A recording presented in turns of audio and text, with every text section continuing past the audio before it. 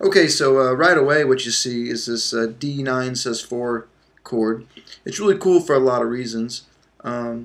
If you look at the analyze the chord structure, there's a couple ways to look at it. Number one, you could just build the chord as it says. So you have a root, a sus4, a dominant 7, and a 9. So notice the chord doesn't really have a third, so it's really ambiguous what the tonality is. But that's cool, and I'll talk about that more later.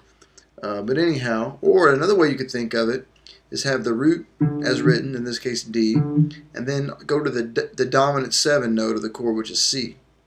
So when you get to the dominant note 7, just build a major triad on top of that note. So you can play a D, and then a major triad of C, in any inversion you want as long as you put a D below it. You always get that chord. You can do it here. Do it here, I guess, if you wanted to. And it's all the same kind of sound.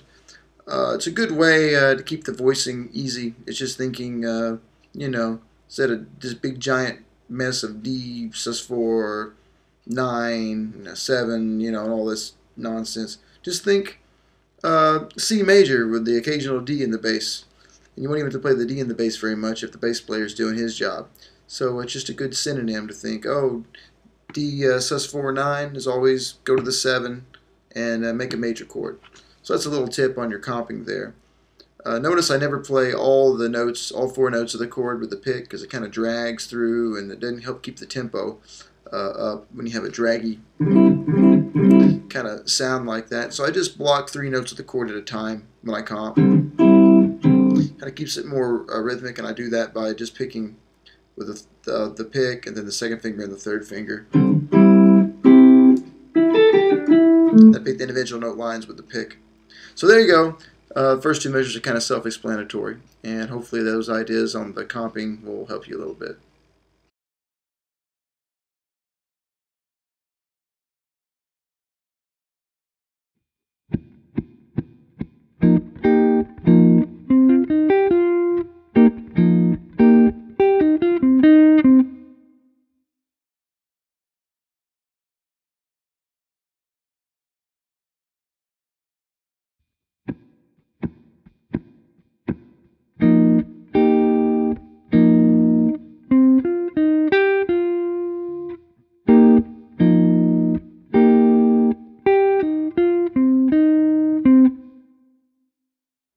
Alright, measures 5 through 8 are just more of the same. You'll notice everything has been literally transposed up a minor third. This is a really common idiom in this type of music where you hear that D sus9 chord, especially in like rock fusion. You can hear it in tunes like Herbie Hancock, Maiden Voyage is a good example, where you have this idea of this 9 sus4 chord kind of planed along, you know, in different intervals, and it provides a lot of really neat opportunities for solo material or note choices. Notice this author, for his melody, he's pretty much stuck to the notes in the chord, so he hasn't really come out and showed his hand on what kind of third he wants to use. Because this chord doesn't really have a third, if you wanted to play scalar material that had a third in it, you could dictate it yourself. You can play all kinds of stuff over this kind of harmony. So if we have D 7, or sorry, D 9 sus4 in this chord. So think about all the chord tones we have. We have 1, 9, which is the same as 2, 4, maybe 5, and then our dominant 7. So since we have a 5-note scale, I'll say it again, 5-note scale with a D, E, G, A, and C. What does that look like? It's an A minor pentatonic scale, but really we're playing over something that has a root in the D. So one approach would be the author's approach to the first two measures. You could go up a fifth from whatever root you're on if you see this kind of chord, and just play the pentatonic scale. So we're on D, we go up a fifth to A, and play a pentatonic scale in A, or minor pentatonic scale in A, and it'll fit the chord. Pretty safe choice.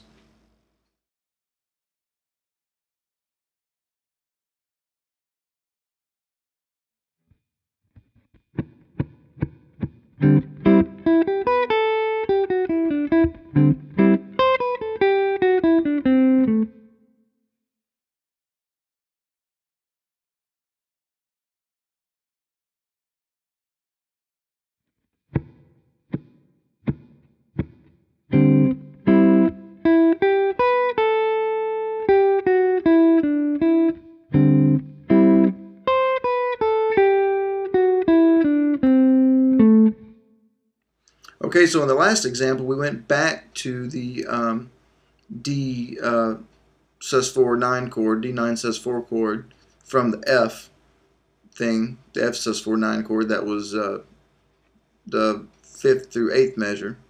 So we're back to where we started.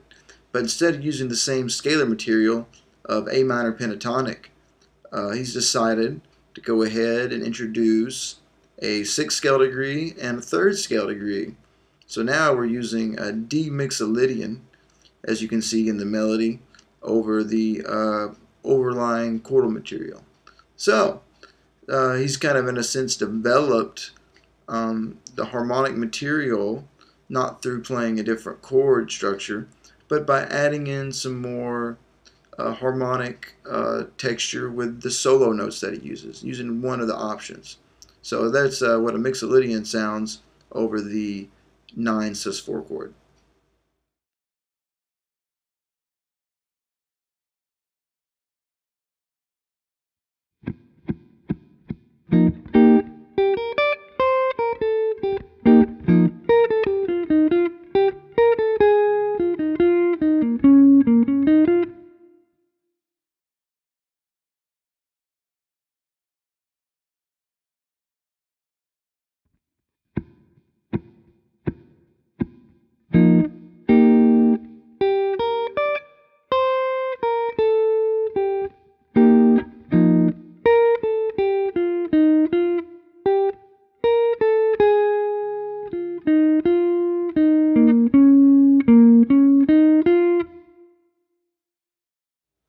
Okay, so in those measures, he takes the D9 sus4 chord up back to F9 sus4 and uses F mixolydian to kind of reflect what he's already done in the last phrase.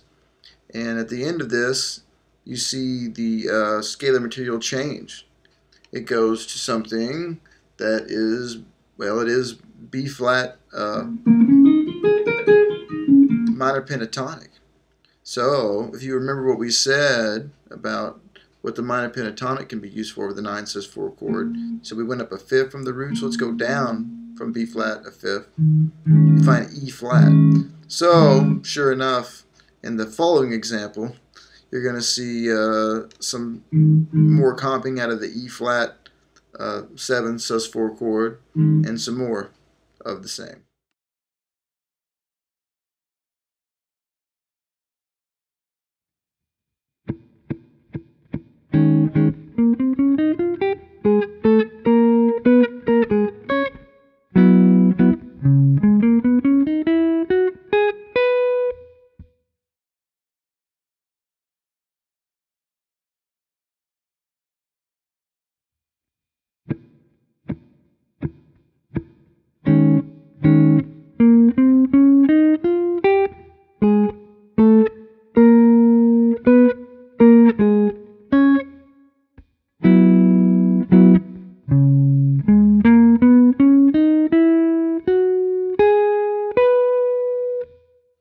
Okay, that section is just more of the same idea, and then you have a little octave figure that ends up resolving us to F sharp 7 sus4, and then you have a little lick, the one that starts on the C sharp.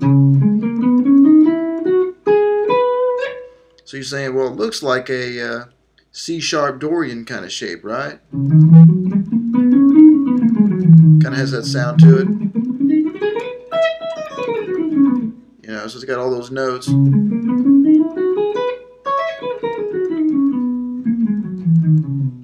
Sounds like C sharp Dorian.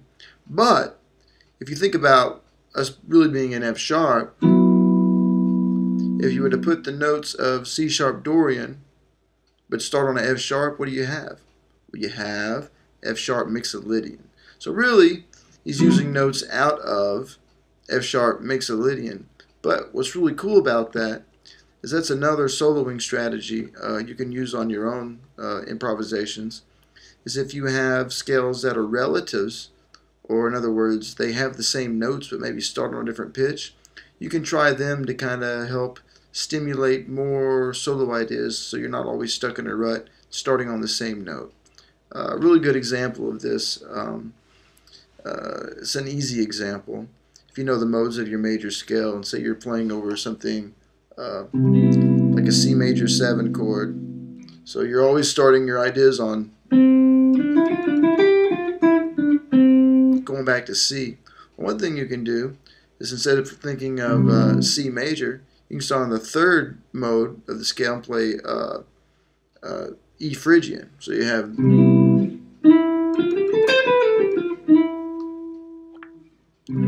which is a little better sound, and you can do the same thing off the G. You know, play G mixolydian over C major. So you can still hear the C, and maybe even get real crazy and pretend you're playing B Locrian patterns over C major.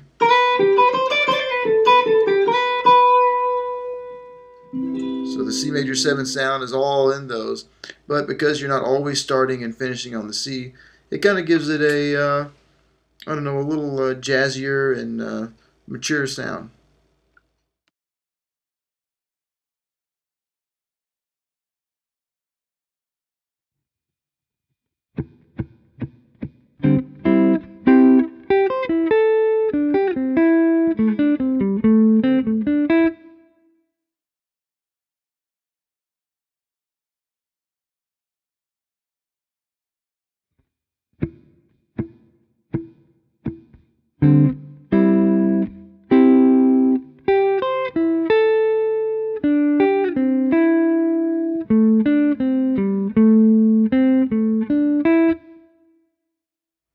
Okay, this idea is exactly kind of more of the same at the very beginning. It's a variation in a sense.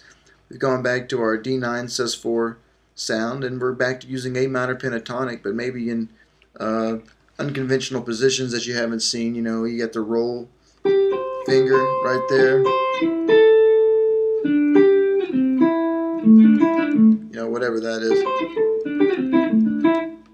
It's a really neat sound. It uses a lot of fourths and seconds and has a real chordal kind of sound. By chordal, I mean it relies on seconds, which are really ninths, fourths, and fifths to make the bulk of the sound. So, you know, it's a lot of players get caught up in playing scale patterns that have a lot of seconds or thirds, and they never mess around with things that have skips, you know what I mean? Or, you know, you get all kinds of outside sounds playing notes that have skips. You know, you can get some really expressive intervallic material like that. So, in your own improvisation, don't be afraid to skip around in fourths and fifths and ninths and, you know, whole chordal ideas, and just kind of shift them around. You never know what you'll come up with. All kinds of ideas in there.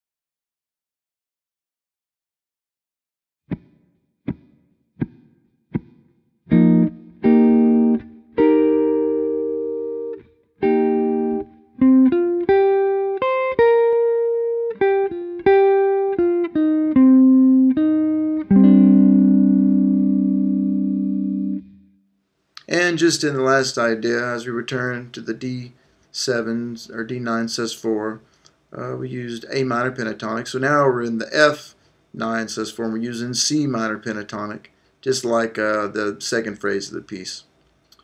Just some overall ideas to leave you with on this piece. This piece is a really neat kind of thing to improvise over.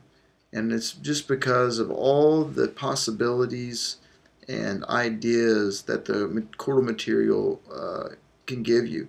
It really limits wrong notes, and you can really spend just hours and hours, and you feel like you've been playing for a few minutes over these types of chords.